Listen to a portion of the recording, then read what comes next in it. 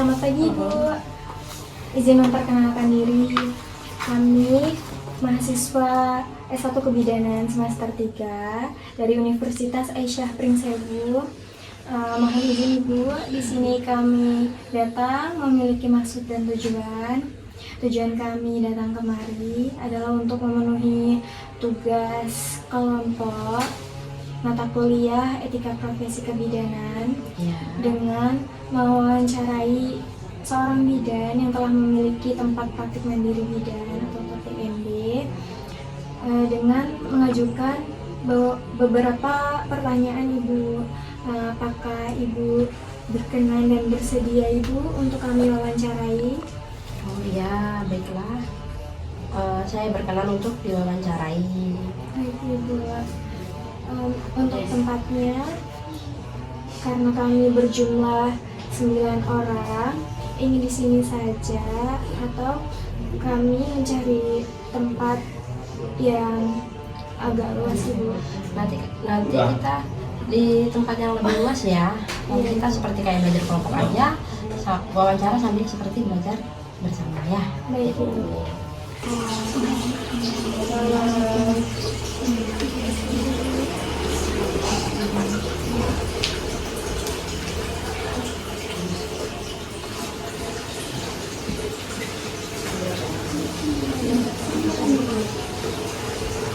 Sebentar aja. Baik Ibu, ini ada teman saya, izin perkenalkan diri. Saya Ria Sanamani, NPM 3108, dan itu teman saya Yang tadi dari NPM 23 Selamat pagi, nama saya Alia Sendiri dengan nomor SPM 230 Nah, saya izin perkenalan diri, nama Dia Rahmadianti dengan NPM 23010700. Saya Rizka Fitria dengan nomor NPM 23810796.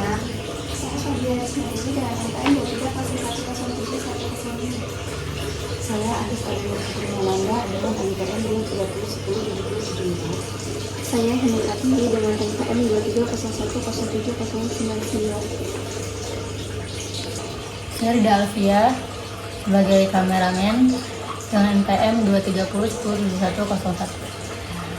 Ibu, kami akan mengajukan beberapa pertanyaan.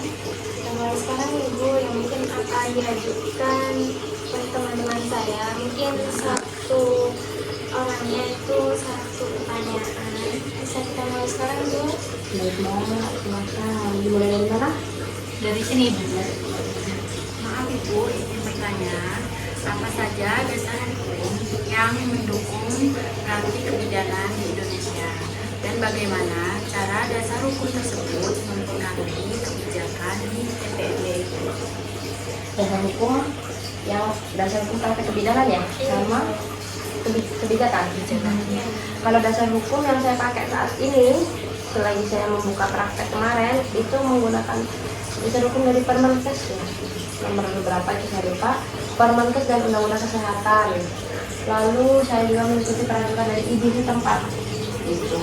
Terus kebijakannya sih menurut aku kebijakan dari Undang-Undang dan Permenkes itu sangat memudahkan kita membuka praktek ya. Kita diberikan kayak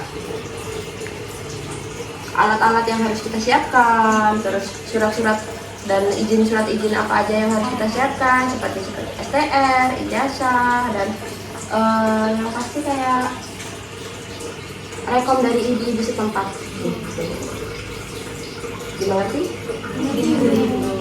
Ibu, mengapa inform choice dan inform consent itu sangat penting dalam pelayanan kebidanan, dan bagaimana cara Ibu memastikan bahwa pasien tersebut benar-benar memiliki pilihan yang dimiliki? Nah, yang dipilih ya. Jadi inform consent dan inform choice itu penting banget Mbak. Inform consent itu tindakan persetujuan tindakan kita, dan inform choice itu adalah kalau kita mau melakukan tindakan kan harus dengan persetujuan pasiennya. Bagaimana cara saya tahu nih pasien itu tuh udah ngerti dengan apa pilihannya? Jadi saya tanya dulu lagi sama pasien. Jadi udah ngerti gimana nih caranya? Misal saya memberikan pilihan untuk KB ibu yang udah akan nifas ya pas 40 hari misalnya. Ibu saya memberitahu KB nih, KB banyak KB. Misalnya dia milih, saya milih suntik 3 bulan aja biar gak lama produksi ASI gitu. Dia mau coba sih suntik 3 bulan. Saya harus tanya kembali, saya review. Tahu Bu, caranya gimana saya? Nanti disuntik vitamin. Berarti pasien kita dengan itu apa yang mau kita berikan ke dia dan tindakannya apa? Tanda tanya, diberikan suntikan. Untuk apa pentingnya? Terjadi hal-hal misalnya tidak diinginkan, itu kan masa Tuhan ya. Ada bengkak di bagian pantatnya.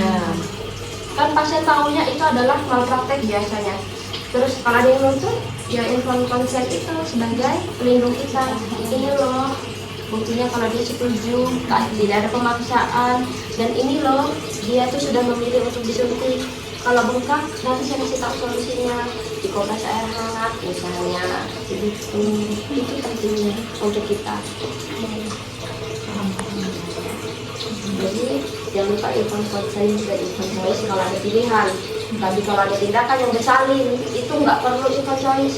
Enggak dipilih Bu dengan posisi gimana nih gitu enggak. Yang penting selamat. Jadi itu inform konsen yang bertujuan ya. Ya Mbak. Dia mau nanya seperti apa bentuk rekam medik yang dibuat dalam setiap kasus pasien dan bagaimana cara ibu untuk memastikan informasi itu kerahasiaannya agar tetap terjaga seperti itu ibu. Bentuk rekam mediknya ya, bentuk RM-nya. Kalau saya di sini bentuk RM-nya masih berbentuk manual ya, pas dan kita tulis manual. Yang isinya RM itu tuh tanggal dan waktu dia datang sama tanggalnya, lalu anamnesa, keluhannya, sakitnya, dan tindakan, misalnya hamil, kita lakukan telepon, gitu misalnya, atau mau tanda-tanda persalinan, kita lakukan CT di situ. Lalu terapi itu pemberian obat dan konseling jangan lupa, itu tanda tangan kita. Terus jenis bentuk RM saya yang manual. Terus gimana nih jaga kerahasiaannya? Yang pertama kita sebagai bidan itu ya boleh nih promosi tapi tidak menyebarkan data-data pribadi pasien. Misalnya ada pasien terus kita kirim nih melalui sosial media, itu jangan posting biasanya kan ya, zaman sekarang itu diposting. Terus kalau biar lebih aman lagi ya kita harus punya tempat sendiri untuk penyumbatan rekam medik.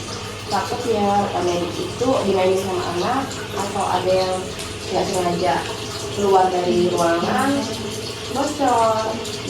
Terus untuk pemusnahan rekam medik misalnya, kalau saya sih kalau udah di atas 5 tahun ya itu udah saya dan nggak pernah berobat ya, nggak pernah datang lagi gitu, nggak pernah posyandu, nggak pernah kaya rekam medik itu saya simpan atau saya musnahkan, nggak saya jual ke loakan gitu, walaupun dia bentuk kertas ya. Jadi pahami ya Mbak ya. Itu saya kalau apa yang dilakukan untuk mencegah terjadinya malpraksi dan malefisiensi dan bagaimana cara untuk mengelola risiko tersebut? Untuk mencegah malpraktek ya. Kalau malpraktek itu kan sesuatu yang tidak ada izin ya. Jadi cara saya adalah mengurus perizinan secara legal ya. Lalu saya memperbarui perizinan ketika izin saya sudah menghabis dan mengupgrade ilmu ya dengan pelatihan-pelatihan yang ada. Itu di bawah naungan undang-undang dan di bawah naungan ini. Jadi saya upgrade ilmu. Terus tadi apa? Bagaimana cara mengelola risiko tersebut? Iya, itu tadi mengelolanya itu dengan kita mengupgrade ilmu, mengikuti pelatihan dan memperbarui ya setiap izin yang ada biar kita tetap legal tindakannya. Ya, contohnya kayak kan memiliki STR, dia kan STR itu surat tanda registrasi bidan ya, itu didapatkan melalui uji kompetensi. Nah, kan kalau kita nggak lulus kom berarti kita tidak berkompetensi jadi bidan. Kalau kita lulus kom berarti kita berkompetensi jadi bidan. Gitu. Bertanya Ibu, menurut Ibu bagaimana peran Ikatan Bidan Indonesia dalam melindungi bidan dan meningkatkan praktik pelayanan kebidanan di Indonesia? Peran bidan ya, peran IBI, Ikatan Bidan Indonesia. Peran IBI itu sangat penting ya, penting banget dan IBI itu kayak wadah kita, IBI itu kayak rumah bidan, dan IBI itu tempat kita segala hal yang berhubungan dengan bidan itu dirangkul oleh Ikatan Bidan Indonesia IBI. Untuk izin buka praktek juga kita harus melalui persetujuan IBI, karena orang IBI yang ngecek kita loh layak atau tidak sih. Dan untuk melindungi kita juga sih, IBI itu untuk melindungi kita dari namanya masyarakat itu biasanya banyak awalnya dan banyak bermasalahnya. Jadi kalau kita sudah mengikuti peraturan sesuai dengan IBI, lalu IBI sudah melindungi kita, kalau kita dituntut oleh masyarakat, biasanya IBI juga akan melindungi kita. Enaknya IBI kayak gitu. Jadi semua bidan itu wajib mengikuti menjadi anggota organisasi IBI. Pertama Bu, menurut Ibu bagaimana strategi yang Ibu terapkan untuk memastikan pelayanan kebidanan yang berkualitas di PPNB itu? Strategi ya? Strategi saya itu memberikan pelayanan komunikasi. Yang pertama saya berikan servis. Jadi servis itu kayak gini Pak. Setiap ada yang harus bersalin tempat saya anterin pulang. Itu salah satu servis. Biasanya kan bawa sendiri, ya itu saya anterin pulang. Lalu saya melakukan kunjungan ke rumahnya di hari ketiga dan hari ketujuh. Itu adalah servis. Itu adalah servis yang terbaik menurut saya. Karena kayaknya jarang yang seperti itu. Biasanya mereka kunjungan datang ke rumah bidan. Terus yang kedua, saya tidak membeda-bedakan nih, mau dia tua, mau dia muda, kok pakainya lusuh, motor atau mau gimana itu, nggak saya bedain. Semua saya tetap berikan layanan yang baik. Saya tetap senyum, saya tetap walaupun saya ada pusing ya, banyak kerjaan, tapi tetap saya memberikan yang terbaik. Servis dan ya pelayanan kita itu aja. Terima kasih Bu. Baik Ibu, apa pesan yang ingin Ibu sampaikan kepada mahasiswa kebidanan tentang pentingnya menjaga etika dan moral dalam pelayanan kebidanan? Menjaga etika dan moral. Pesannya untuk para bidan, kalau kita sudah berkecimpung, kita sudah pengen jadi bidan, kita sudah menjadi bidan, berarti kita adalah orang yang menurut orang awam itu kita orang pintar. Terus kita tuh orang yang ramah, terus kita tuh orang yang baik, ya.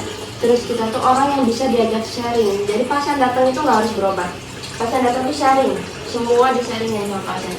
Baik itu anaknya yang susah makan, suaminya yang menopause, atau ibu KB. Walaupun kita sudah memberikan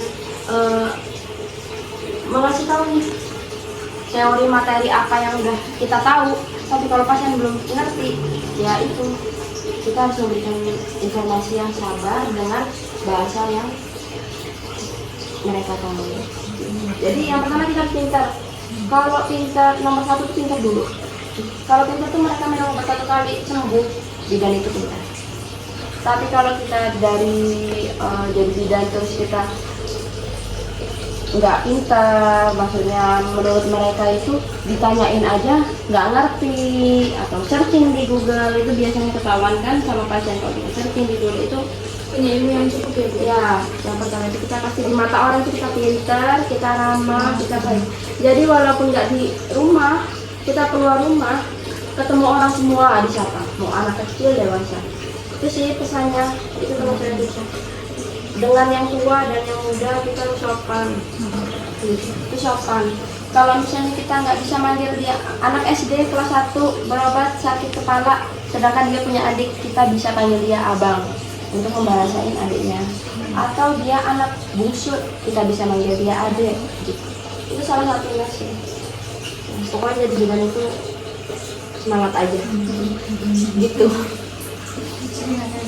Iya, sama-sama.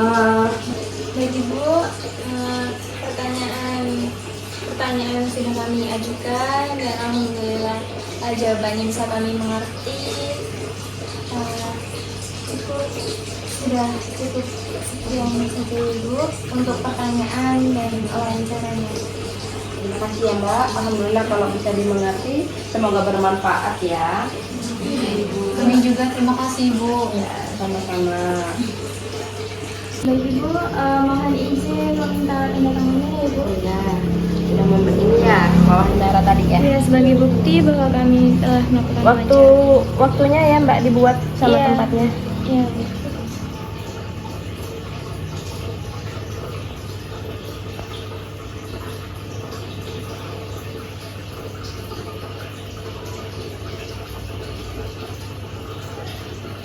Mbak.